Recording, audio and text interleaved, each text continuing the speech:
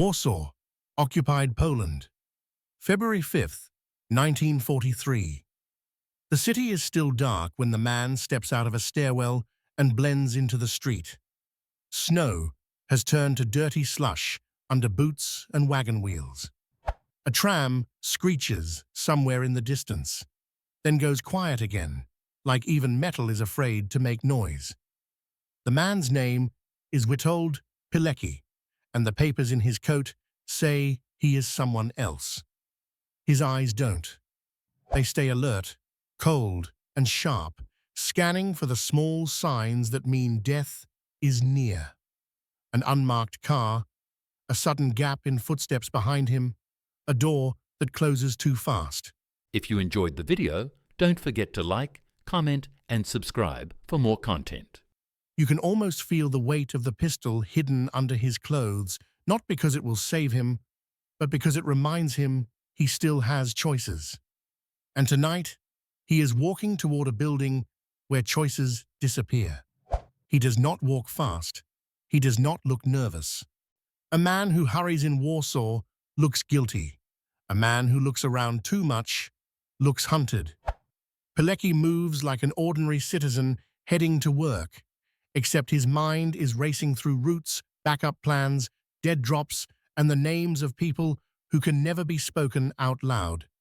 He is an officer of the Polish underground, Armia Krajowa, the Home Army, and he has already done something that sounds impossible.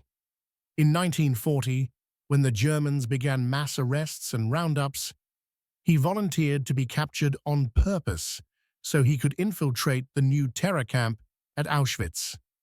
Not as a guard, not as a visitor, as a prisoner. In Auschwitz, he learned what the world did not yet understand. He saw smoke that did not come from wood. He saw men collapse and vanish. He built a secret network inside the camp, passed messages out, and wrote reports that sounded like madness because the truth was too big for normal minds. He escaped in April 1943 after nearly 3 years inside. He should have been finished. Most men would have run until their lungs tore, changed their names, and never looked back. But Pilecki came back to Warsaw and returned to the fight because the war was still not done with him. Now, it is early 1943, and the Gestapo is tightening its grip. The Germans know the underground exists. They don't know where it is, so they do what they always do. They hunt for bodies until they catch a name, and then use that name to catch 10 more. Every knock on a door might be the last sound a family hears together. Every apartment could be watched. Every friend could be followed. Pilecki carries information that could save lives. But if it falls into German hands, it could bury the entire resistance. He stops at the edge of the street and looks at the building ahead. It is not a fortress, not a battlefield, just an office. Ordinary walls, ordinary windows, a place where paperwork and torture live side by side. It feels wrong that a war can be decided in a room with a desk. But in occupied Poland, that is exactly how it happens. The Gestapo does not need tanks to break you. It needs time, fear, and a locked door. Pilecki's mission is dangerous and complicated, tied to underground structures and contact lines. But in war, danger often arrives without warning, and that is what happens to him. In the days around this period, the German net closes. A routine movement turns into a trap. A street corner becomes a dead end. Someone is followed. Someone talks. And someone breaks. And then suddenly, armed men are there, close enough to smell tobacco and leather, hands grabbing, voices barking in German, eyes full of the calm certainty of people who think they own the world. He is taken alive. The ride to the Gestapo is short but endless. Warsaw passes by behind the dirty glass of a vehicle, but it might as well be another planet. The city's sounds fade, replaced by the inside of the car.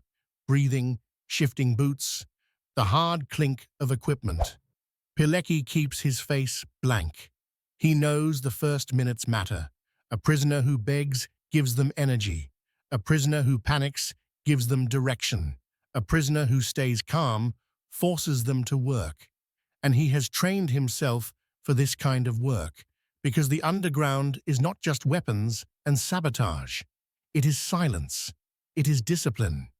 It is knowing that your body can be broken and still deciding what your mouth will not say. Inside the Gestapo building, the air is stale, heavy, and too warm, like the heat is meant to soften you before they even touch you. The hallway smells of damp coats, ink, and something sharper underneath, fear that has soaked into plaster. Papers move from one hand to another. Keys jangle. A guard shoves him forward. And then a door opens, and the outside world ends. What happens next is not heroic in the way movies like to show. There is no dramatic music, no perfect last stand. There is only pain, time, and the German method of turning a human being into a tool. The Gestapo interrogators are not always screaming monsters. Sometimes they are quiet. Sometimes they offer a cigarette. Sometimes they speak like businessmen. The calm ones are often the worst, because they don't hate you. They simply use you. Pilecki is beaten. He is questioned again and again. He is pushed to the edge of unconsciousness and pulled back. They want names. They want addresses. They want the shape of the underground. They want proof that Poland still fights. They want him to betray people he cannot even see right now, people who are trusting him with their lives without knowing his exact location or condition. You can almost feel his body shivering, not from cold, but from shock and exhaustion, as hours blur into a single long night. But here is what makes this story different. Pilecki has already lived through Auschwitz. He has seen what Germans do when they are unobserved, when they believe no one will ever judge them. And he knows this building is another version of the same machine. It is smaller, cleaner, and closer to the center of the city, but it runs on the same fuel: fear, control, and the belief that people will break. Days pass. Weeks. He is moved through detention, under guard, under constant threat. Some prisoners try to speak their way out. Some try to disappear into silence. Some do not survive long enough to choose. Pilecki does not become fearless. Fear is real.